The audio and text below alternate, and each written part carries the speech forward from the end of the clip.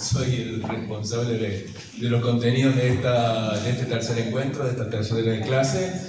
Bueno, mi nombre es Christian Schneider, soy de formación, y todo junta la palabra, de formación biólogo, pero más allá de esa puntual formación, en función más que todo de una experiencia que fui encarando a lo largo de mi ejercicio profesional, me fui formando en otros aspectos relacionados a lo que muchas veces se le denomina trabajar en biología de la conservación, más que todo orientado a gestión, administración, con un paso en algún momento en la administración pública provincial, administración pública nacional, y a veces ahí en contacto con algunos municipios, algunas caras de aquí hemos estado trabajando y nos conocemos desde hace unos años, y luego ya me he despegado de ese lapso de trabajo en la órbita estatal.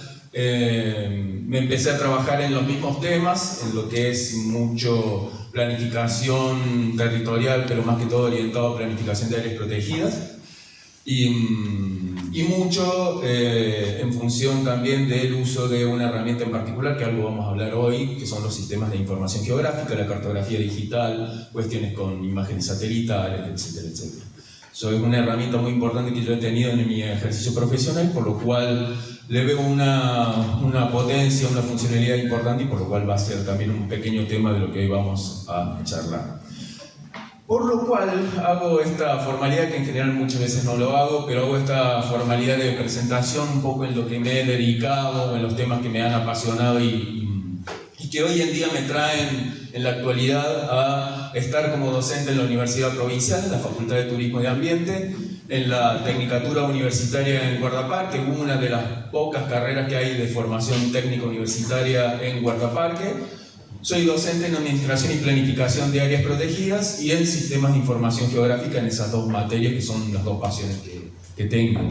Y por lo cual, insisto, hago esta formalidad de presentación, por lo cual en este segundo módulo, en esta primera clase, en este primer encuentro, que va a ser muy diferente por suerte, porque Natalia De Luca en el segundo encuentro de este módulo nos va a traer otras perspectivas, nos va a traer otros diálogos y va a traer otras dinámicas también de trabajo. Creo que en el día de hoy se van a aburrir un poco, va a haber una dinámica dialogada en la medida de lo posible, pero va a ser abordar cuestiones prácticas, pero desde la idea de estudios de caso, desde la idea de conceptualizar, dialogar algunas herramientas y algunas teorías al respecto de lo que significa la gestión integral de cuencas, pero desde la perspectiva de áreas protegidas. Yo me metí directamente en lo que justamente más me aboco, en lo que actualmente yo estoy formando o siendo docente,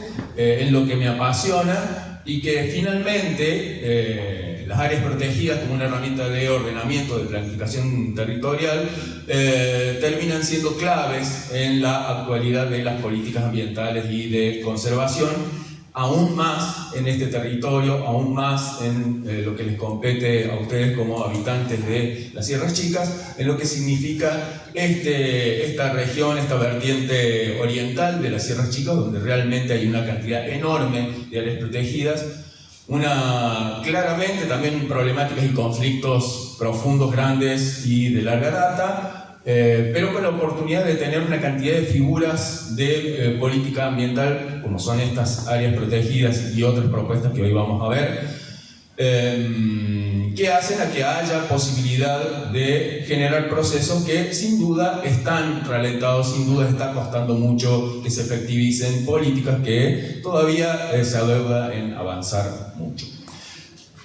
Pero la idea entonces, insisto, es en esta dinámica de presentación de contenidos teóricos, pero la idea es llegar a compartirles algunas de las lógicas de planificación de áreas protegidas, compartirles esas lógicas en función de lo que yo veo que está faltando de avanzar en estas políticas, Y por lo tanto también traer desde esta cuestión teórica algunas ideas de lo que en el mundo, en la región continental, en Argentina, en Córdoba, se está intentando promover de cómo encarar estos procesos de áreas protegidas, de implementación de áreas protegidas. Claramente, insisto, en este contexto de problemáticas, de conflictos que se dan en diversos aspectos ambientales, es decir, naturales y sociales, claramente con desafíos realmente bastante complicados, bastante complejos. Vamos a tratar de, en todo caso, en el ida y vuelta que hagamos entre ustedes y yo, tratar de hacer la bajada que necesitamos para comprender cómo algunas herramientas que se pueden ver muy ideales realmente tengan la posibilidad cierta en un corto, en un mediano plazo, sin duda también en un largo plazo. Las grandes escalas nunca las evitemos de ver. Creo que hay posibilidad de hacer un intercambio, de hacer una bajada, de hacer un diálogo para intentar entender que algunas cuestiones que pueden sonar muy ideales, muy teóricas, hay formas de llevarlo a la práctica. Sin duda nos interpela también mucho en qué energía, qué tipo de energía, qué paciencia, qué capacidad. Y digo también esa palabra porque nos estamos formando, venimos a una diplomatura, yo soy docente de una tecnicatura en el ámbito universitario, también estamos tratando de generar cursos en el ámbito informal como oferta de capacitación, tratamos de estar en diferentes rincones, estar en diferentes aristas. Queda claro que no es suficiente e insisto, me parece que también hay que hacer un análisis de qué paciencia estamos teniendo, qué lugares reales estamos teniendo de encuentro, de diálogo, para que lo que necesitamos que suceda a partir de estas lógicas que vamos a estar pensando y dialogando de la participación ciudadana, la participación multisectorial, la transdisciplina, la interdisciplina, etc. Insisto, vamos a tratar de llegar a charlar algunas herramientas concretas. Yo voy a hacer algo medio raro, pero voy a ir avanzando de esta forma la presentación. No sé si se va a ver muy bien, porque me parece que la luz nos está traicionando un poco, ¿no? Pero tengo miedo de... Está traicionando un poco la luz, vamos a ver si nos ayuda.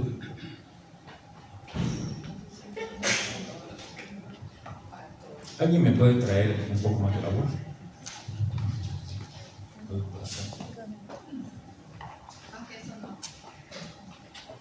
Bien, nos va a jugar una mala pasada la luz, pero bueno, vamos a ver cómo podemos hacer ahí. Voy a hacer una lectura de algunos de los textos, para que en todo caso la gente que por ahí está más atrás, o bueno, incluso desde adelante mismo, capaz que puede leer. Pero bueno, vamos a ir intentando hacer una lectura de lo que les voy proponiendo de texto. Hay una cantidad, no muy grande, pero grande, de materiales que van a estar disponibles ahí en el Drive. Tengo que terminar de sumar alguna cosita, tengo que terminar de acomodar algo para ahí que interpreten qué materiales hay a disposición.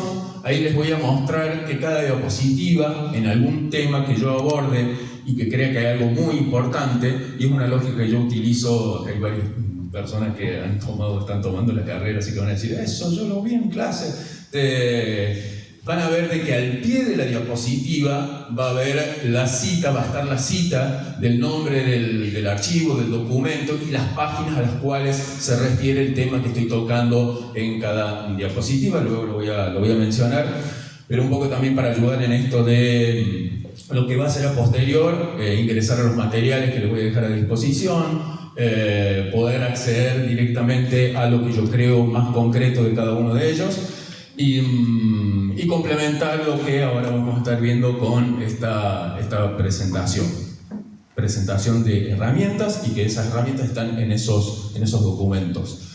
Hay dos partes, vamos a tratar, ya sé que yo ya llegué tarde, así que soy el responsable vamos a ver cómo se comprime, cómo se da la velocidad y dinámica de esto, pero vamos a tratar de hacer un intermedio más o menos a esta altura de los temas. Hay una primera parte que yo sé que a veces depende cómo uno le desarrolle, toda la cuestión conceptual, de conceptos fundamentales, puede ser medio pesada, pero bueno, nunca quiero escapar, porque siempre lo digo también en clase, nunca quiero escapar en el momento en que la bibliografía toma una palabra, toma un concepto y lo utiliza, y hasta uno que la bibliografía la ha tomado como referencia para abordar un tema, y cree que esa bibliografía nos da algo, nos da una ayuda, nos da una herramienta, hay palabras y conceptos de esa bibliografía en las cuales uno no puede estar de acuerdo, en las cuales uno dice, qué lástima que no utilizó esta otra palabra.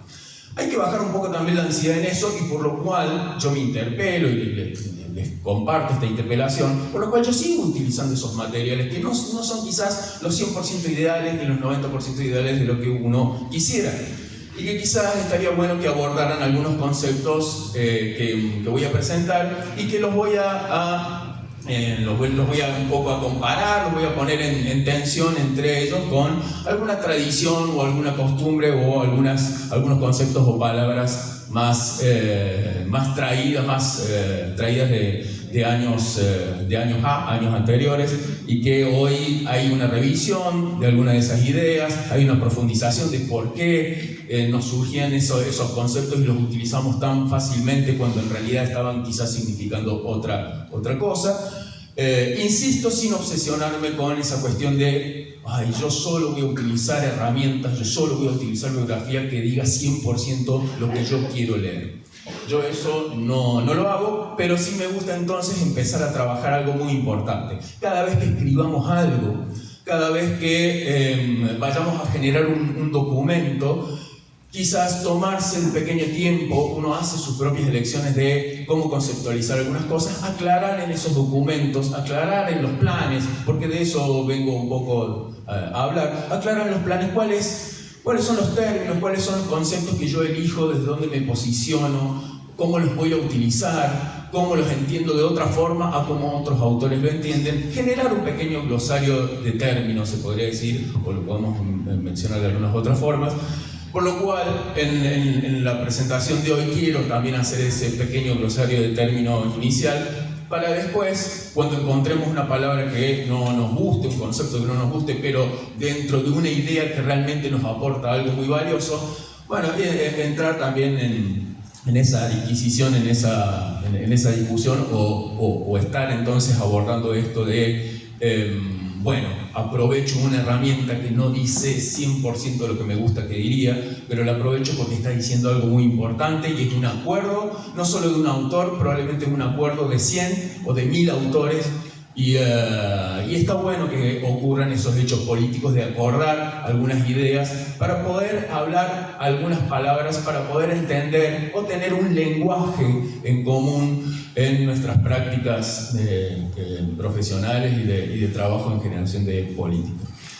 Luego, en esta parte 1 vamos a ir a algunas cuestiones rápidas también de ordenamiento territorial, insisto, desde la idea de entrar directamente a entender las áreas protegidas como una oportunidad de esta planificación del ordenamiento territorial, entender qué herramientas o qué propuestas hay para generar esa planificación, y les voy haciendo el adelanto o el spoiler de que la planificación no es un documento, la planificación no es un archivo PDF, la planificación no es un anillado, la planificación claramente son acciones. Claramente son acciones que uno va realizando, que uno las ha pensado de antemano, pero que las está realizando. La ejecución de las acciones es parte de la planificación. La ejecución de las acciones es parte del proceso de planificación. Y en ese sentido, abordar la idea de la planificación estratégica desde cómo se entiende, desde la lógica de planificación de áreas protegidas. Compartirles entonces también algunas ideas, algunas herramientas que me parece que son importantes a la hora de generar una planificación, e insisto, la ejecución de acciones dentro de área protegida, dejarles las ideas y algunos cuestionamientos, algunas pautas más para que puedan recuperar luego de la bibliografía. Entrar por último a dos herramientas más que me parecen súper importantes a la hora de pensar y obtener un producto y un proceso de planificación. La idea del momento de zonificación, la idea de analizar las múltiples escalas que se ponen en juego en la zonificación, y por último la gobernanza de áreas protegidas, un concepto que también vamos a ver, que les voy a poner, capaz que ya muchos y muchas lo conocen, pero lo vamos a poner también en juego, en tensión. Y porque me parece muy importante a la hora de definir y a la hora de intentar en nuestras acciones en áreas protegidas y en planificación y ordenamiento territorial del territorio de las cuencas, pensar en definir claramente cómo van a ser los mecanismos en los cuales se van a tomar decisiones. Gobernanza en áreas protegidas, pensando en cómo vamos a poder clarificar los mecanismos de toma de decisiones, por lo cual de ejecución de las acciones que estamos planeando. Es el primero. Bien. Insisto, en el momento que quieran, me levantan la mano, me hacen así y me interrumpen. Allá hay un micrófono, así que de una también para que nos podamos escuchar. Capaz que en algún momento estaré cerrando una idea, entonces haré en un segundito que cierro la idea y ahí les doy la palabra por alguna pregunta o consulta, así que no hay problema que interrumpan en cualquier momento. Algo que uno dice, ay, va a empezar con el concepto de ambiente, bueno, vamos a ir rápido, pero necesito empezar desde una generalidad muy grande, ¿no? Porque algunas veces entendemos algunas palabras de tal forma que estamos quizás excluyendo o dejando de lado algunas ideas importantes de cómo pensamos al momento de utilizar algunas palabras, ¿no? ¿Qué es lo que pensamos? Siempre comparto este concepto que ya tiene varios años de Luisa Trelle Solís. Me pareció fantástico de todo lo que he visto, tratando de, en pocas palabras, hago un ejercicio muy grande también de elegir conceptos que sean interesantes por cómo resumen, cómo sintetizan y cómo largan capaz que una cosa más, una idea más que otros autores no tienen. Y que muchas veces lo encontramos de autores que no son los top, que no son los que están en primera plana de nuestros documentos, de nuestras redes, etcétera, etcétera. Pero bueno, luego de una búsqueda y hace mucho tiempo encontré este que me pareció interesante por un cierre que tiene. Eloísa nos cuenta de que el ambiente es un conjunto dinámico de relaciones entre elementos sociales y naturales. Hay relaciones, hay una dinámica, todo va cambiando, hay relaciones, hay interdependencias entre lo social y lo natural. El ambiente entendido como lo social y lo natural, que interactúan de manera permanente, se producen cambios, esa dinámica. En las condiciones previas existentes hay un cambio, siempre estamos en algún momento diferente del estado de nuestro ambiente, y nos menciona que esas condiciones previas, ese conjunto dinámico de relaciones, se va a dar en un lugar y en un momento determinado. Y ahí quiero rescatar algo que lo digo ahora, pero lo voy a seguir rescatando más adelante. Eso es una idea fantástica que se denomina concepto situado. Cuando en algún momento yo les presente el concepto de corredor, que hemos pensado en algún momento en función de talleres y en función de trabajos técnicos con diferentes actores, elegimos un concepto de corredor para las Sierras Chicas. En algún momento hay autores que eligen un concepto de áreas protegidas para las áreas protegidas de tal lugar, de tal zona. Acá, en este lugar, con determinados actores, entendemos al área protegida, entendemos el corredor, entendemos al ambiente de tal forma. En un lugar y en un momento determinado situamos un concepto, lo elaboramos, lo pensamos y lo expresamos de la forma en que lo estamos entendiendo quienes somos actores, quienes estamos en un determinado lugar, quienes estamos en un determinado proceso. Eso me parece fantástico, situar los conceptos. Hablamos de una generalidad para empezar a entender o construir un lenguaje común, pero nos damos la oportunidad de quizás ir modificando, ir transformando lo que alguien nos propone, irlo adaptando a nuestro propio contexto social y natural.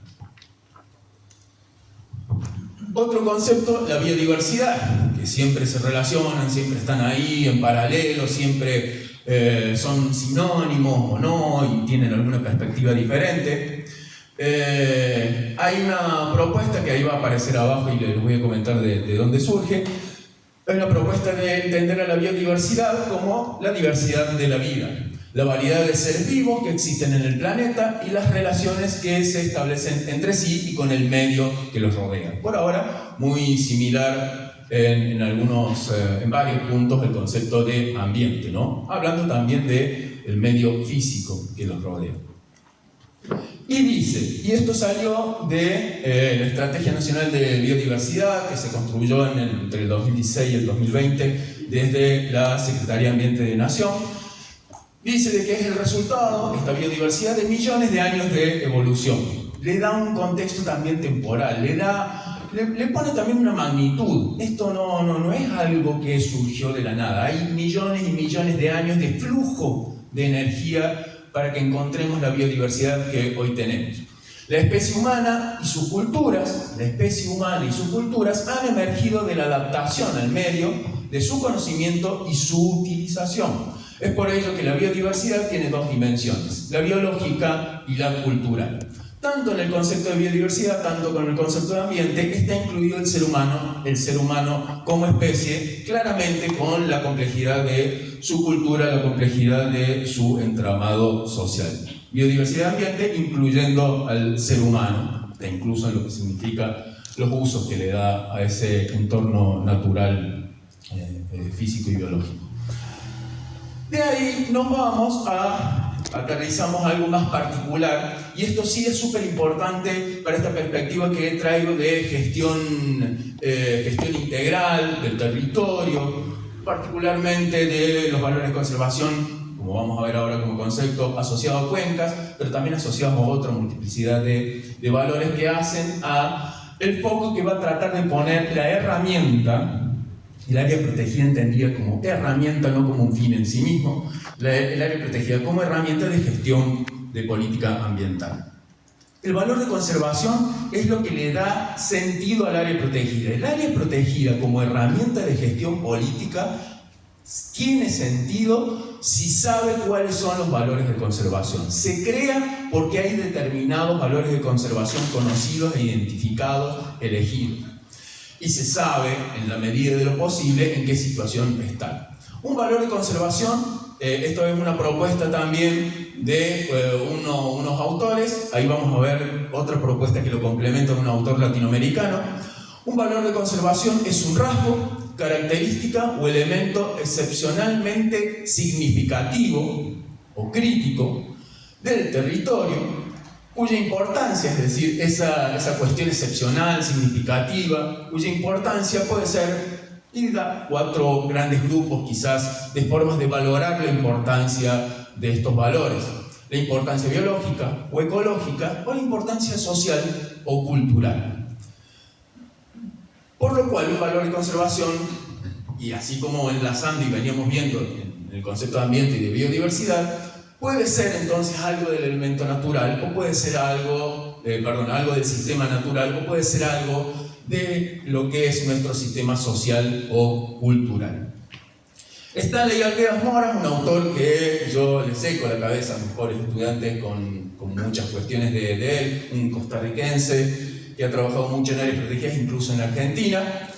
Le dio una perspectiva también, un toquecito más que me interesó entonces traerlo y que aporte a este concepto más internacionalizado. Son aquellos elementos biofísicos y culturales del área protegida que de manera particular son estimados, es decir, hay alguien, un grupo de personas, una comunidad que le está dando significado, le está dando esa importancia, le está otorgando determinada importancia, son estimados o usados por la gente y que en conjunto son los que hacen que ésta sea considerada como algo importante. Hace que el área protegida sea considerada importante porque están estos elementos, estos rasgos, estas características del sistema cultural, social o biofísico o natural, que se consideran entonces como algo importante para las comunidades aledañas o las comunidades que están insertas en los territorios de un área protegida, pero también a la sociedad en general. Múltiples escalas. En planificación hay una cuestión de atributos de la planificación donde se habla de la multiescalaridad espacial, la multiescalaridad temporal. Es muy importante hacer un ejercicio de lo que significa siempre la múltiple escala, en lo que algo se puede presentar en un sitio, en un punto, en una región más local, pero la relación que va a tener siempre a otras escalas regionales, etcétera, etcétera, en cuanto a por lo menos de la perspectiva de valor de conservación, en cuanto a los significados, las valoraciones que se van a hacer de esos rasgos, de esas características, de esos elementos, es importante. La opinión de las comunidades, de quienes viven, quienes se relacionan en la corta o local, en la corta escala temporal o en la escala local espacial, pero también a otras escalas espaciales y sociales. Sí, hasta ahí. Acá les doy el ejemplo de lo que les comentaba. Como va a haber varios archivos para descargar y perderse en varias carpetitas o en varios archivos, les menciono siempre en la diapositiva el nombre del archivo y las páginas, las cuales, que son siempre 2 o 3 páginas, 5 paginitas, a las cuales les digo principalmente esto. Capaz que en algún momento les digo, y bueno, secundariamente otras quizás 10 más, ¿no? Pero va a haber algunas pocas páginas que siempre les voy a estar sugiriendo de estos autores, etc., ¿no? Y acá son 2 archivos en función de estos 2 conceptos.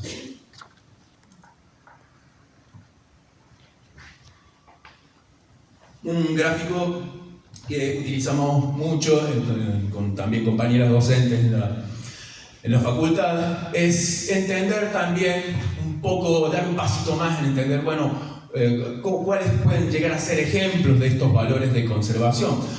Obviamente estamos hablando de un punto de vista muy amplio cuando nos referimos al sistema natural o al sistema social y cultural.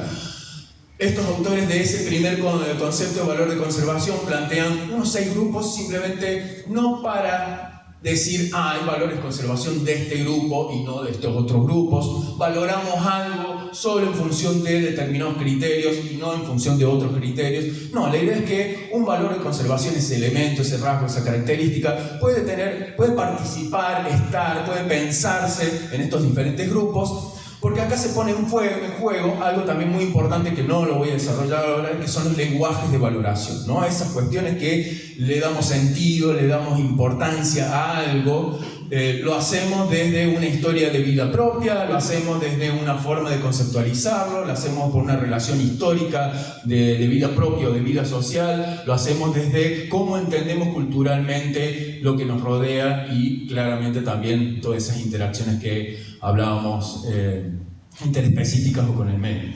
Insisto entonces, ahí se pone en juego muchos lenguajes de valoración.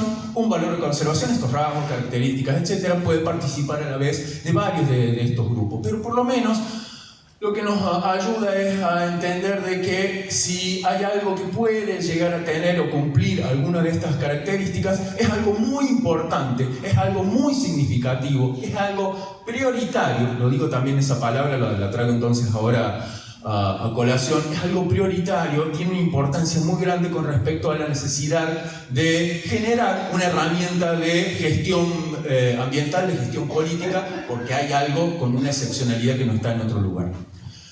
Estos 6 grupos los voy a mencionar rápidamente, pero algo voy a ir profundizando en cuanto a sus características.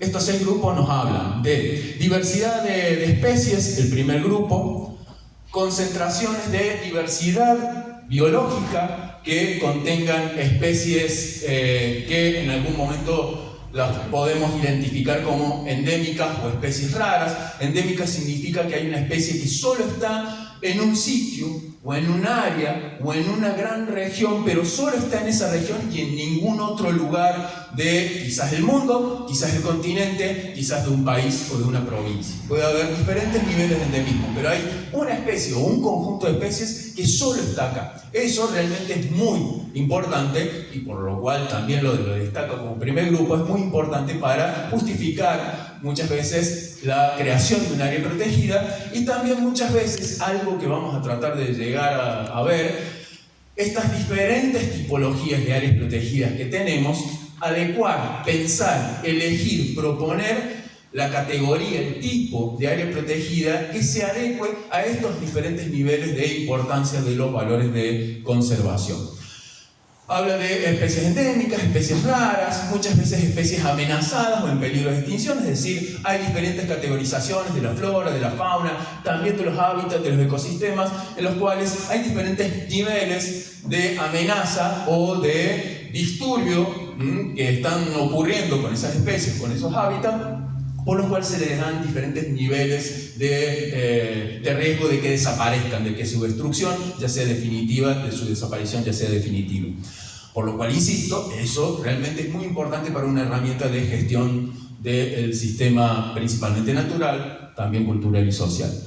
Que pueden ser de importancia significativa a escala global, regional, nacional. Queda claro que acá también que un poco puede llegar a repetirse en los tres primeros grupos, el 1 y el 2, el 3, están más relacionados con hasta el 4, pero en el 4 empieza lo más social y cultural, pero el 1, 2 y 3 y un intermedio en el 4, se ponen muy en juego las valoraciones de lo que es la condición, lo que es per se estas características que tienen los ecosistemas, los hábitats, estas características que presentan las especies. Se pone en juego también el derecho de existencia de estas especies.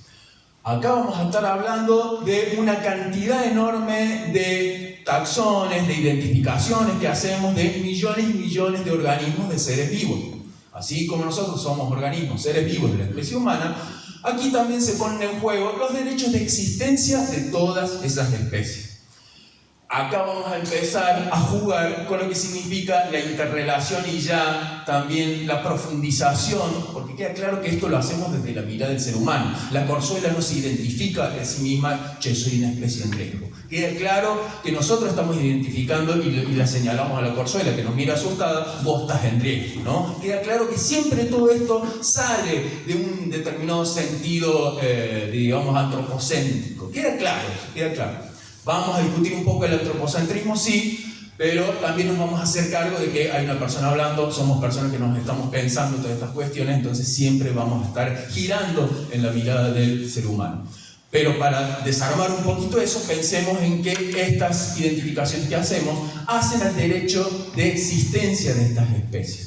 Acá se pone más en juego otras perspectivas de valoraciones, de lenguajes, valoraciones culturales y sociales relacionadas a nuestra interdependencia, nuestro uso, la presión que podamos llegar a generar o no al sistema natural y todos sus rasgos o características, pero entra mucho más lo cultural, lo social, nuestra actividad y nuestra valoración más fuerte de lo que nos rodea. Ecosistemas y mosaicos a escala de paisaje, ecosistemas de gran tamaño, a escalas muy grandes, grandes bioregiones, el Chaco serrano compartido con otras provincias, el Gran Chaco que contiene, entre otros bosques chaqueños del Chaco serrano, diferentes niveles de bioregiones o de ecosistemas que podemos identificar, y que algunos de esos ecosistemas pueden presentar quizás algunos de estos rasgos que mencionamos recién para las especies. Puede ser de que un ecosistema, el Chaco serrano, está solo en Argentina y no está en otro lugar. Eso le da una importancia muy grande en Argentina a un ecosistema como el Chaco serrano. En Córdoba, siendo la provincia que más Chaco serrano tiene, hay una importancia muy grande de esta región en la provincia con respecto a Argentina. Entonces hay un tercer grupo de ecosistemas y hábitat que pueden llegar a presentar algunas de estas características de rareza, alguna característica de quizás endemismo o de nivel de amenaza que puede llegar a tener ya el hábitat más allá de especies puntuales que pueda llegar a contener. Saltamos a servicios ecosistémicos, va a ser uno de los conceptos que vamos a seguir viendo. Servicios básicos del ecosistema, que nosotros claramente es el sistema natural que lo estamos viendo de una forma tal en que hay algo, hay un ciclo, hay un elemento, hay algo que yo estoy tomando, que yo estoy necesitando o del cual estoy dependiendo. Veo el sistema natural como que me está proveyendo algo que necesito. Servicios básicos del ecosistema, pero que pueden estar en una situación crítica, como puede ser quizás esta cuestión de esta mirada de cuencas, de esta dependencia del funcionamiento de la cuenca que tienen nuestras localidades, nuestras actividades humanas, o básicamente nosotros y nosotras como seres humanos necesitando tomar 2 litros de agua por día o resolver todas nuestras actividades cotidianas con el consumo de agua. Hay una cuenca que tiene que funcionar y esa cuenca funcionando es la que le da calidad de vida a las personas que están insertas. O procesos que se pueden estar dando en esas cuencas como la erosión de suelos o pérdida de suelos, etcétera, etcétera. Entonces, el grupo de características, rasgos del sistema natural en los cuales el ser humano los está viendo con mucha atención, porque estamos dependiendo muchísimo de esos elementos, de esos ciclos, conforman este cuarto grupo. Pero hay uno muy relacionado con lo anterior que dice necesidades de las comunidades, sitios, recursos fundamentales para satisfacer las necesidades básicas de las comunidades locales o grupos indígenas para su medio de vida, la salud, la nutrición, el agua. Tomo algo puntual, hay una comunidad que identifica que para ellos una especie, un río, un uso particular que se le da a determinado lugar, realmente es muy importante, lo necesita un conjunto de personas que habitan un territorio. Identificados mediante el diálogo con dichas comunidades o pueblos indígenas. Acá empieza a aparecer entonces, en esta perspectiva de los lenguajes de valoración más desde el ser humano en función del uso, de su relación de interdependencia, etc., empieza a aparecer mucho el saber, el conocimiento, la tradición de esas personas y ese conocimiento, ese saber y esas elecciones, su participación en la elección de los valores de conservación y en la asignación de la importancia a esos valores de conservación. El conocimiento que se pone en juego para generar esta elección de los valores de conservación no es solo técnico, no es solo profesional, no es solo científico.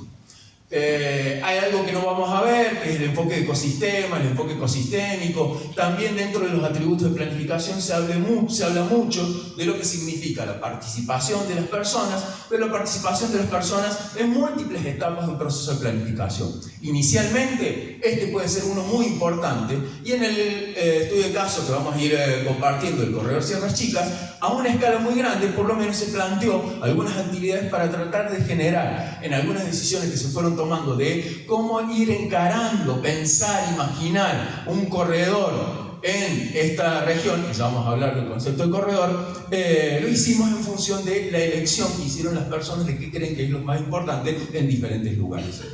Lo digo, para muchas personas va a ser algo obvio, para algunas personas van a decir, sí, esto ya lo sé hace 10 años, hace 15 años, no, sí, eso ya lo sabemos hace mucho tiempo. Hay una expertise en la planificación, expertise me refiero a esas personas que tenemos una formación, nos hemos, digamos, hecho de alguna experiencia, de alguna formación en estos temas, y que nos creemos que podemos ya resolver todas las decisiones con ese conocimiento profesional, que puede ser académico, etcétera, etcétera, pero es un conocimiento formal. Eso no está deslegitimado, no está puesto en duda, pero se está poniendo en juego con respecto a otros conocimientos y a otras formas de generar el diálogo, el intercambio y la toma de decisiones en función de esos diversos conocimientos. E insisto, el enfoque ecosistémico, los atributos de planificación hablan mucho de eso. Parece fácil, como lo digo, ¿no? Parece fácil. Pero armar un taller, estructurarlo, pensarlo para que en un momento, porque 4 horas pueden ser muchísimo, se nos van 4 horas de nuestra vida, pero es un pequeño momento, realmente es un destello, es un segundo en todo un proceso de vida de un área protegida o de una herramienta de política ambiental.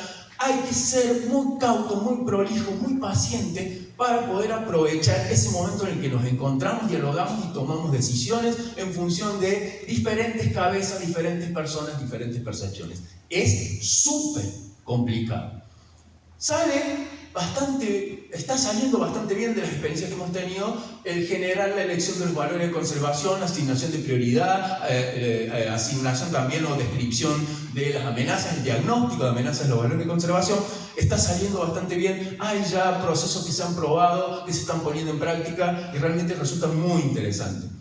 Se va poniendo un poco más complejo cuando avanzamos en etapas de planificación, cuando se empiezan a poner en juego muchísimas otras cosas que no sean solo, bueno, ¿qué es lo que yo considero importante? Cuando se pone en juego, a esto importante le está pasando algo grave, ¿cómo lo vamos a solucionar? Sin duda ese cómo lo vamos a solucionar o qué es lo que vamos a hacer, ahí es donde se pone mucho más complejo ese proceso de diálogo, de intercambio, de convivencia, de diversidad y de toma de decisión, no solo de catarsis, de toma de decisión, porque necesitamos en ese segundo, en esas 4 horas, en ese segundo, definir algo que debería durar 10, 15, 20, 100 o 1000 años. con el dinamismo que puede llegar a tener el revisado, la rediscusión, etcétera, etcétera, pero en ese segundo se están decidiendo cosas muy importantes para el futuro de un instrumento, de una herramienta de política pública. No sé si alguien levantó la mano o algo, no. El último grupo, valores culturales. Sitios, recursos, hábitat, paisajes significativos por razones culturales históricas, arqueológicas, a escala global, nacional, local, de importancia cultural, ecológica, económica, religiosa o sagrada, crítica para la cultura tradicional o la cultura particular que tenga una comunidad local o pueblos indígenas. Todo esto es un acuerdo que hicieron muchos autores a nivel internacional en función de un cúmulo de experiencias de trabajo en lo que es esto de planificar áreas protegidas, pensar crearlas, pensar gestionarlas, etc. Tratar de brindar alguna herramienta para entender estos posibles valores de conservación en áreas protegidas y entender también estas lógicas que ahora se ponen en juego, ¿no? Qué conocimientos, de qué forma tomar las decisiones, etcétera, etcétera. Lo digo porque en esto que yo decía de la expertise, la profesionalidad, etcétera, muchas cosas se han resuelto muy rápidamente, en una milésima de segundo, pero hay muchas cosas que no están funcionando. Entonces, por lo menos pongamos en juego la discusión de en qué momento vamos a invertir el esfuerzo que necesitamos para ese segundo que lleva un flujo de energía inmenso, pero en ese segundo en el cual tenemos que tratar de poner en juego estas propuestas, estas lógicas que nos van a acercar. Hay algunos profesionales que le escapan a esta cuestión. Otros conceptos como para ir avanzando y ya ir tratando de cerrar y pasar a etapas de herramientas más puntuales. Bienes, servicios ecosistémicos, lo he resumido, lo voy a hacer mucho más puntual, a diferencia de otros momentos. Bienes, servicios ecosistémicos o ambientales. Hay también diferentes autores que lo conceptualizan en forma diferente. Dicen, no, los servicios ecosistémicos es una cosa, servicios ambientales es otra. Bueno, por ahora no la voy a complicar. Voy a hablar de servicios ecosistémicos o ambientales. Sí es cierto también que está la discusión si hablamos de bienes y servicios o solo de servicios. Acá no puse ningún gráfico, va a venir un gráfico un poquito más adelante de una perspectiva alternativa, servicios ecosistémicos, una perspectiva conceptual, pero el gráfico nos muestra los mismos tipos de elementos, los mismos tipos de conceptualizaciones puntuales de qué es un bien o qué es un servicio ecosistémico, pero metiéndole un alimento o un condimento de lo que ya hablamos recién ahí con valores de conservación. Ahí va a venir un gráfico que va a pintar un poco más cuáles son esos ejemplos de bienes o servicios. Un primer concepto, entonces, una acercación muy breve, complementaria también a lo que veíamos recién. Los servicios ambientales son aquellas funciones de los ecosistemas que generan beneficio y bienestar para las personas y las comunidades. Y algunos autores sostienen de que el bien es algo que está relacionado o está dentro de un servicio ambiental, pero tomamos algo de ese servicio, algo puntual, un producto de la naturaleza, directamente para ser aprovechado por el ser humano, ¿no? Tomamos una cantidad de agua, tomamos una especie de la fauna, una especie de la flora para nuestra alimentación, para nuestra medicina. Entonces ese sería el bien, el momento en el que tomamos algo puntual de un ciclo más complejo de vida. Y algunos autores, repito, le incluyen esta idea de bien dentro de lo que es servicios ambientales o ecosistémicos. Y la idea es tratar de esta cuestión de bienes y servicios, de la relación de uso con el ser humano, tratar de ver, y ahí vamos a avanzar con otros conceptos que se ponen en discusión, empiezan a discutirle la idea o a las palabras de recursos naturales. No la quiero estigmatizar, la hemos utilizado por años, la seguimos utilizando, y con algunas personas yo hablo de recursos naturales, pero claramente trato de tener conciencia de qué significa, en qué momento lo voy a utilizar, y en qué momento voy a utilizar incómodamente saliendo de esa famosa zona de confort, pero lo voy a utilizar para tratar de entender algo en una primera instancia y quizás en un segundo diálogo o en la continuidad de un diálogo con determinado actor, complejizarlo un poco más y desarmar esta idea de pensar a la naturaleza como un recurso natural. El concepto de recurso natural se define como la parte del bien o servicio ambiental que encuentra un mercado. Esto lo saqué de una capacitación que se hizo en el año 2009, cuando se empezó a discutir todo lo que era la instrumentación de la ley de bosques y algunos otros financiamientos para pagos por servicios ambientales, una herramienta que apoyamos, así como apoyamos la ley de bosques, apoyamos que haya un mecanismo económico para fomentar la conservación de los bosques. Claramente ese mecanismo económico viene de la economía imperante en este momento, la economía de capitales, queda clarísimo, pero también sepamos que hay entre medio de determinadas lógicas de cómo irse quizás embarrando y metiendo demasiado en una lógica que nos quizás está trayendo más problemas que soluciones. Entonces, el recurso natural se define como la parte del bien o servicio ambiental que encuentra un mercado en el cual se pone de manifiesto su valor económico monetario, en función de una teoría económica particular, la economía de mercado o la economía de capitales. Entonces, el mercado es una construcción social, económica, es una idea que impera, una idea que básicamente también claramente tiene un contexto político muy fuerte. En la economía de capitales todo debe tener un valor económico monetario. Gracias. La naturaleza, entonces, si solo pensamos, y fíjense, insisto, por qué traía a colación antes esto de los lenguajes de valoración. Si solo pensamos a la naturaleza, la conceptualizamos y la mencionamos en función de un lenguaje de valoración, el lenguaje de valoración que le da valor en función de un mercado, en función de un valor monetario, de un sistema económico, la naturaleza entonces solo se convierte en una mercancía.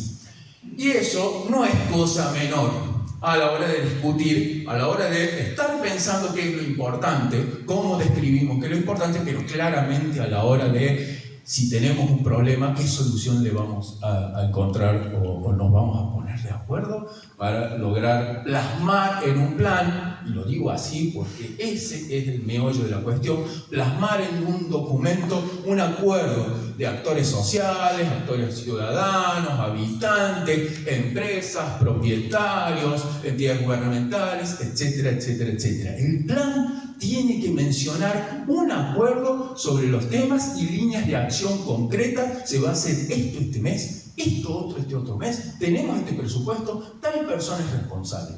La planificación de un área protegida debe llegar a decir eso. Imagínense el lío que es con semejante diversidad de actores e intereses que se ponen en juego a la hora de planificar y gestionar un área protegida.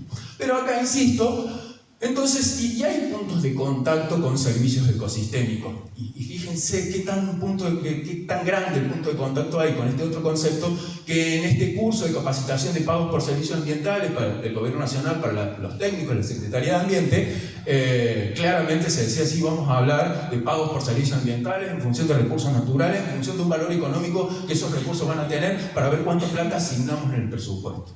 Esos son los mecanismos imperantes, ¿no?, que hay en toda esta cuestión. Estoy en contra de la ley de bosque, estoy en contra del financiamiento de la ley de bosque, estoy en contra del sistema de pagos por servicios ambientales de la ley de bosque, para nada. Y soy técnico y soy responsable y trabajo en ello. Las contradicciones. Bienes naturales comunes. Entonces ahí viene una idea que ya no podemos decir que es nueva, porque ya tiene 10, 15 años, y de hecho la teoría de los bienes comunes ya tiene 30, 40 años de estarse pensando, 40, casi 50, si es por lo que empezó en el 68, 67, 68, pero se remozó, desde las ciencias sociales la fueron trayendo con más fuerza en función del análisis y la descripción y la participación también de muchos actores en lo que es determinadas problemáticas que se conflictivizaban y que se ponían en juego entonces estos lenguajes de valoración, estos conceptos. Y entra la idea de bien natural común.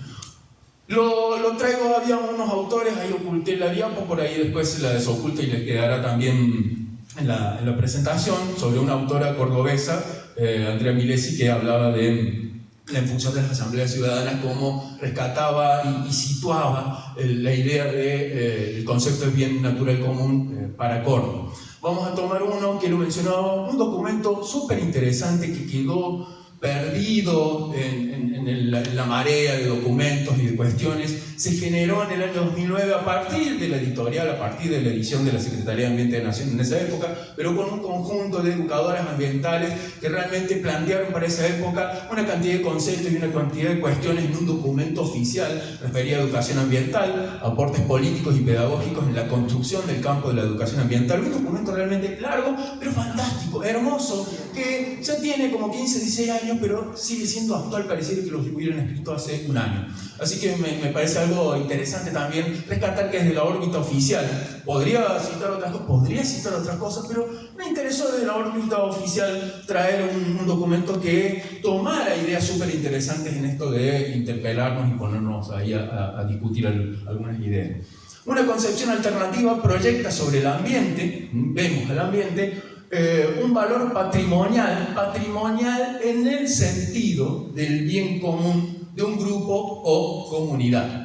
Desde esta concepción, el ambiente presenta un valor en sí mismo, un derecho de existencia, pero también múltiples relaciones que tenemos como seres humanos con ellos, ya que otorga identidad al ser humano al tiempo que constituye el sustrato que posibilita toda la vida de la comunidad, todo el resto de la vida.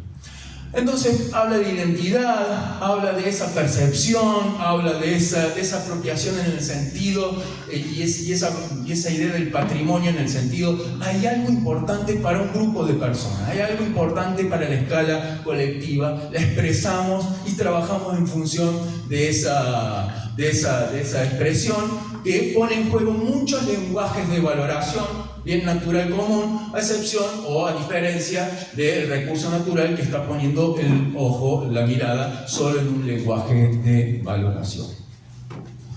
Desde esta perspectiva, en la interpretación de la relación sociedad-naturaleza, ser humano, sistema natural, los ecosistemas naturales dejan de interpretarse como determinantes de los problemas ambientales. No es algo de la naturaleza que ocurre y nos genera un problema.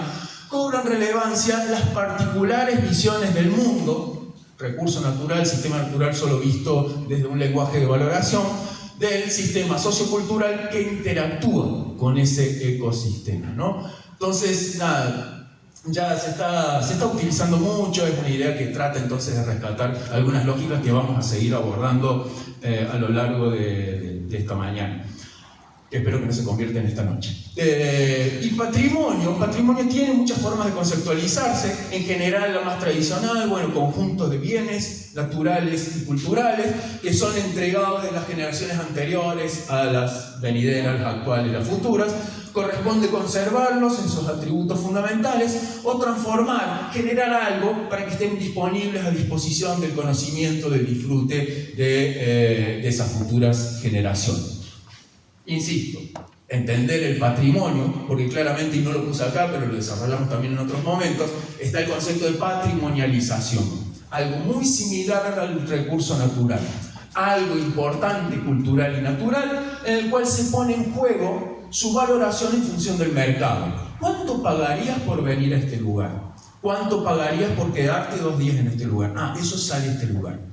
Entonces hay un proceso de patrimonialización en el cual un patrimonio natural y cultural empieza a valorarse más en esa lógica, en ese lenguaje monetario que en otros sentidos. Tratemos de rescatar la herramienta de la idea del concepto de patrimonio en función de ese sentido de bien común grupal que le otorgamos a un rasgo, una característica, un elemento del sistema natural, cultural o social. Esta es la última perspectiva o alternativa a servicios ecosistémicos, recurso natural. Sandra Díaz, que es una bióloga cordobesa, que no voy a explayarme mucho más porque ha tomado mucha relevancia, no solo en estos últimos días, sino en los últimos años. Es una doctora en biología con una trayectoria enorme en la Universidad Nacional de Córdoba, que participa de estas plataformas intergubernamentales desde su ámbito académico, en estas plataformas internacionales de lo que es generar conocimiento científico, divulgarlo y ponerlo en juego en las políticas internacionales y nacionales. Díaz, junto con una cantidad de otros autores internacionales del norte global y también de Latinoamérica, desde el 2018 empieza a conceptualizar y dar una alternativa a servicios ambientales y ecosistémicos, denominándole contribuciones de la naturaleza a las personas. A veces la encontramos como contribuciones de la naturaleza para la gente, a veces la encontramos como contribuciones de la naturaleza para el bienestar humano. Y acá este gráfico empieza en forma bastante visual, bastante gráfica, bastante bonita, nos empieza a traer estos ejemplos, que son los ejemplos que aborda también el concepto de bienes y servicios ecosistémicos. En algún momento hablaré de contribución a la naturaleza, en algún momento hablaré de servicios ecosistémicos, no tengo problema para caer en esas contradicciones.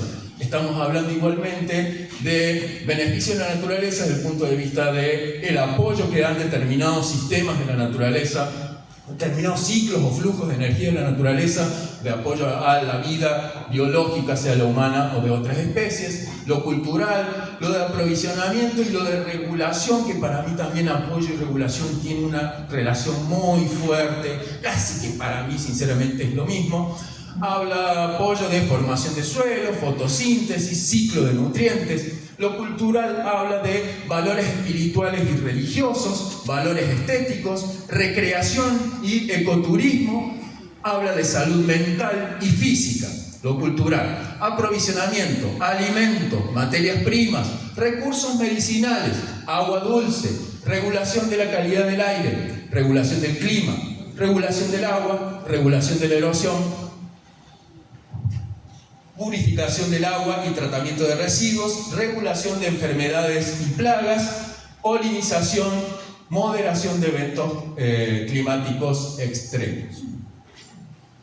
Lo menciono como para que tengan, los que no pueden leer, tengan más o menos una idea de qué estamos hablando y que coincide con lo que describe también bienes y servicios ecosistémicos.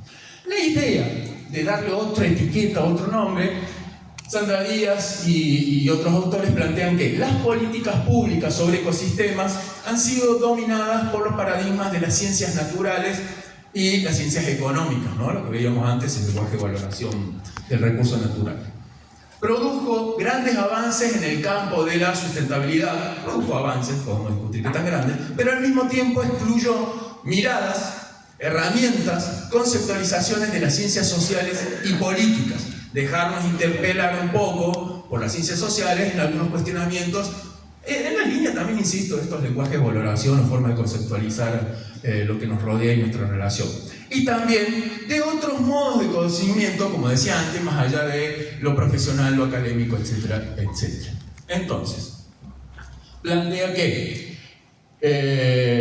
esta perspectiva enfatiza el papel de la cultura en todos los vínculos entre la gente y el mundo natural. Como por ejemplo, poner en juego el conocimiento local o el conocimiento indígena, conocimiento tradicional, conocimiento milenario, conocimiento actual local. Contempla la noción de servicios ecosistémicos, pero va más allá y permite que actores sociales y perspectivas que hasta ahora no se sentían representados intervengan en los diagnósticos y en las propuestas. En los diagnósticos, qué valor de conservación, qué importancia, qué prioridad, en las propuestas. Che, tienen un problema. ¿Qué vamos a hacer? ¿Cómo lo vamos a hacer? Repito, dije, ¿qué vamos a hacer? ¿Cómo lo vamos a hacer? Dos cosas súper importantes. Muchas veces nos quedamos en el qué. ¿Y cómo lo hacemos? Hay muchas formas de generar la acción, la ejecución de algo que responde a la pregunta ¿qué? Hay muchas formas. Tenemos que elegir algunas. Capaz que no hace falta elegir una. Tenemos que elegir algunas. Algunos cómo. Mayor inclusividad y equidad entre sistemas de conocimiento, generar entonces esta cuestión, no solo van a hacer que las evaluaciones sean más aceptadas, sean más participativas, sean más valoradas, sean entonces más consensuadas, ya que vendrán de un proceso más legítimo. Deberían conducir a mejores propuestas concretas. Qué bueno que puso el deberían. Tenemos que demostrar que eso es posible, que esa participación, que ese diálogo, que ese segundo, ese instante, ese chispazo en la cual invertimos muchísima energía y se van a decir cosas que van a impactar en el largo plazo, podamos darle la importancia, tengamos la responsabilidad, la conciencia y la paciencia para tratar de cuidar ese momento y esos espacios para lograr acuerdos que muy probablemente no van a llegar o no van a dejar, mejor dicho, contentos a la absoluta mayoría, a la absoluta participación de ese momento. Pero ese es el desafío. Deberían conducir a mejores propuestas concretas porque claramente, como se está haciendo hasta ahora o lo que estamos logrando hasta ahora, y no está alcanzando. Entonces esa perspectiva que pone ese enfoque que les mencionaba también del enfoque ecosistémico, pone esta cuestión de saberes y la participación en la toma de decisiones dentro del enfoque de servicios ecosistémicos. Incluí algo que lo estoy rescatando también porque es un concepto que está entrando mucho ahora, que no deja de ser esta idea de soluciones basadas en la naturaleza, no deja de ser lo que en algún momento vamos a mencionar como manejo, decisiones sobre el patrimonio cultural y natural, sobre los rasgos, elementos, características que sean los valores de conservación. No deja de ser un poco la discusión, la idea de la sustentabilidad, cómo es que lo vamos a hacer sin poner en juego la existencia de esos rasgos, elementos o valores de conservación.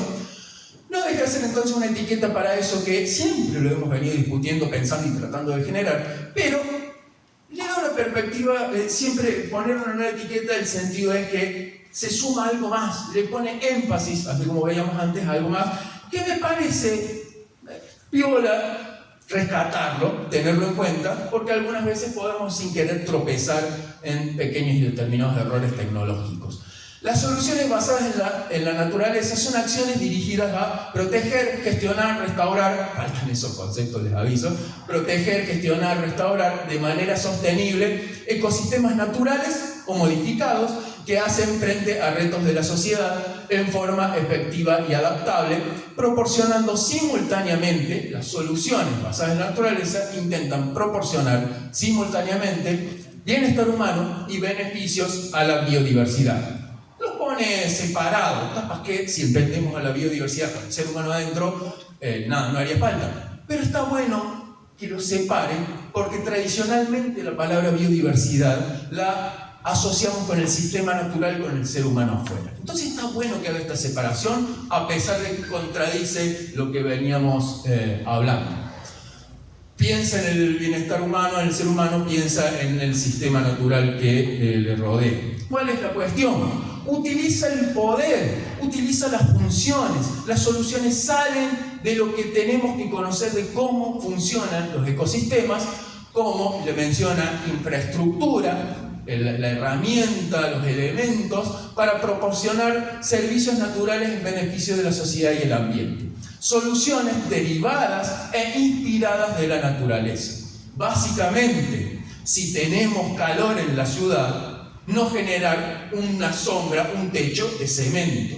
Básicamente, si no tenemos capacidad de fijar carbono en la ciudad, no perder cobertura arbórea y no reemplazar la cobertura arbórea con un aparato que captura carbono. Y ahí vamos a ver el concepto de sustentabilidad, un concepto relativamente progresista de sustentabilidad que habla de lo que la tecnología nos da para la vida digna. Guarda con las soluciones de la tecnología, porque nos están retrasando en algo y que quizás es un conocimiento que se nos está perdiendo y que ya teníamos, en función de tratar de encontrar las soluciones basadas, inspiradas en función del poder del funcionamiento de los ciclos mismos que tiene la naturaleza. ¿Digo algo nuevo? No, pero los profesionales, quienes estamos con determinados ejercicios profesionales, en la función pública, en la academia, etc., seguimos pensando soluciones, pensando en estos avances tecnológicos y no pensando quizás en lo simple, sencillo que es que si la ciudad está muy caliente, capaz que tienen mucho cemento que está tomando temperatura. Y no por nada, muchas ciudades, algunas ciudades en el primer mundo, ¿qué están haciendo? Levantando el cemento para bajar la temperatura de las ciudades. Eso es una solución basada en la naturaleza. Digo que está de moda eso, puede ser, ese concepto, esa idea. Digo que no es algo nuevo, también puede ser, pero por lo menos capaz que podemos rescatar ese concepto porque nos trae, nos enfatiza algo que en algunos momentos lo estamos perdiendo. Quiero llegar entonces a esto. Quiero llegar a estos conceptos. Me sirve haber tenido todo lo anterior para empezar a trabajar algunas cuestiones que están ya en la legislación. Vamos a entrar un poquito de a poco en la legislación. Entender estos conceptos como decisiones que hay que tomar de entrada, que hay que entender y tomar de entrada en las áreas protegidas. Hay una gran estrategia, y la estrategia vayan pensándola como una palabra que se relaciona con ese cómo. La estrategia es un cómo. En la estrategia también se ponen en juego escenarios. ¿Hacia dónde voy? ¿Voy para allá? ¿Voy para allá? ¿O voy más o menos para allá? La estrategia trata de decidir un sentido, un rumbo, trata de elegir escenarios. Pero para llegar a esos escenarios, o para llegar a un rango de escenarios, tendré un cómo, varios cómo, tendré varias estrategias. Para generar una vida sana y saludable de la herramienta de áreas protegidas, tenemos que empezar esa discusión desde un comienzo en el momento de la creación. Y empezamos a poner en juego determinados conceptos que no son lo mismo. Que algunos conceptos se trastabilan entre sí, sí. Los voy a discutir ahora, no estoy tan de acuerdo en algunas cosas. Se trastabilan, pero los podemos resolver si los entendemos y los podemos empezar a utilizar. Porque las decisiones que hay que tomar de esto que les contaba al comienzo, de asignación de categorías, es muy importante para que clarifique el rumbo, la historia de vida, la salud del área protegida. Protección. En la ley 6964 del año 1983, ya tiene unos añitos, ¿no? Ha tenido... Yo subí a la bibliografía el texto anterior, justo este año ha tenido una pequeña modificación, una modificación muy saludable, una modificación muy necesaria, una sola modificación, lástima, ¿no? Se podrían haber hecho 10 o 15 más, una sola modificación. Bueno, pero súper positivo. En cuanto a monumentos naturales, hubo una modificación de los artículos, que es una categoría, la vamos a ver. Son varios, lo vamos a ver rápido, pero hay una categoría que es monumentos naturales. No permitía la ley asignar la categoría monumento natural a especies. Entonces eso era un error importante. La ley nacional del Sistema Nacional de Áreas Protegidas prevé que monumentos naturales pueden ser asignados a especies. Y es una herramienta súper interesante, con sus complejidades, pero súper interesante. Eso se modificó ahora. En el que está subido ahora, voy a intentar allá mañana, y ahí ya me voy también disculpando de que mañana creo que termino ya de resolver todo el material, les voy a poner ya la actualización con esa modificación, pero lo demás es lo mismo. Si llegan a tener un texto viejo, lo demás es lo mismo. Hay un glosario de términos, eso es muy bueno. La ley tiene un glosario de términos. En el año 1983, esta fue la segunda ley de áreas protegidas de todo el país. La primera, por lo menos en cuanto a provincias. Hubo la ley del Sistema Nacional de la Administración de Parques Nacionales, fue del año 80. Hubo un primer antecedente en Santa Cruz en el año 72. Esa primera ley tiene 16 artículos, es muy escueta, es muy básica. La ley de Córdoba en el año 83, la segunda para una provincia, tiene 106, 107 artículos. Es muy elaborada, es muy bien pensada, pero tiene algunas cosas que se han quedado en el tiempo. No digo esta, pero hay algunas cuestiones ahí que voy a poner en tensión con el que sigue. El amparo, nos dice en ese glosario de términos en cuanto a protección, que es el amparo de cualquier unidad natural frente a modificaciones antropogénicas, dejándola librada a su evolución natural e interviniendo en esta solo en el caso que fuese necesario para evitar la destrucción o alteración irreversible de aquellos elementos, rasgos, características que fueran irreemplazables. Entonces, la dejo librada, genero la protección de algo, no hago nada. Muy loco eso, ¿no? No hago nada, a no ser, y ahí viene la estructura, la lógica de la normativa, de la herramienta regulatoria, de decir, hay algo que se hace, hay algo que no se hace. Entonces, hay algo que no se debe hacer, actuaremos para que eso que no se debe hacer no ocurra.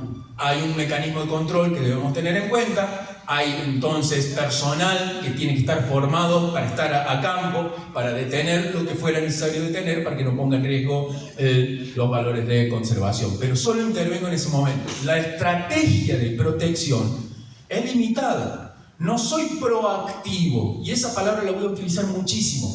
Soy más reactivo. Sé que hay algo que no se puede hacer, ya lo establecimos, lo decidimos, pero soy reactivo. Si va a suceder, hay reacciones. Si no, lo dejo librada a su evolución natural. Para preservación, la misma ley dice, como dos conceptos diferentes, el mantenimiento del estado actual de cualquier unidad natural, perpetuando la etapa en la que se encuentra a través de un manejo por el hombre que adopte medidas pertinentes para ese propósito.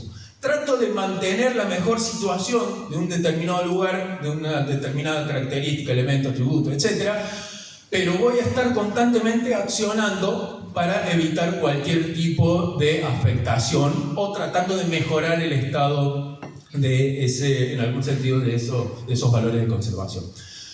Igualmente, trata de perpetuar la etapa que se encuentra, entendiendo que está hablando de una etapa favorable, entendiendo que está hablando de un buen estado de conservación, un muy buen estado de conservación. Para mí, sinceramente, protección, la estrategia de no intervenir, yo creo que ya no es válida. Hay otro documento de la Secretaría de Ambiente y Nación del año 2007 que tiene un glosario de términos y dice de que preservación es el mantenimiento en su estado original de un recurso natural, una estructura o situación que ha sido heredada del pasado sin cambios en su existencia. Es decir, está en muy buen estado de conservación, trato de mantener ese estado. No habla si lo voy a dejar librado de su evolución, no enfatiza si va a ser manejo, está abierto. El concepto de preservación está abierto y casi que incluiría el concepto de protección. Para mí, y siempre le digo esto a los estudiantes, los participantes de mi materia, yo lo tomo como sinónimo. Englobo estas dos ideas, preservación y protección, en un mismo concepto. Para mí son sinónimos. Pero es cierto, y la ley le otorga alguna diferencia conceptual. Sepamos leer las leyes y los glosarios de términos. Vean de que acá hay un grupo de autores o hay un momento del Estado en que decidió de que algo es diferente. Hay dos estrategias diferentes. Hay quizá un conocimiento actual, o por lo menos yo tengo una posición actual, donde tomo esto como sinónimo y yo lo englobaría y lo haría como una estrategia única, diferenciada de lo que ahora vamos a hablar de conservación y restauración. ¿Cómo voy con el tiempo? No sé.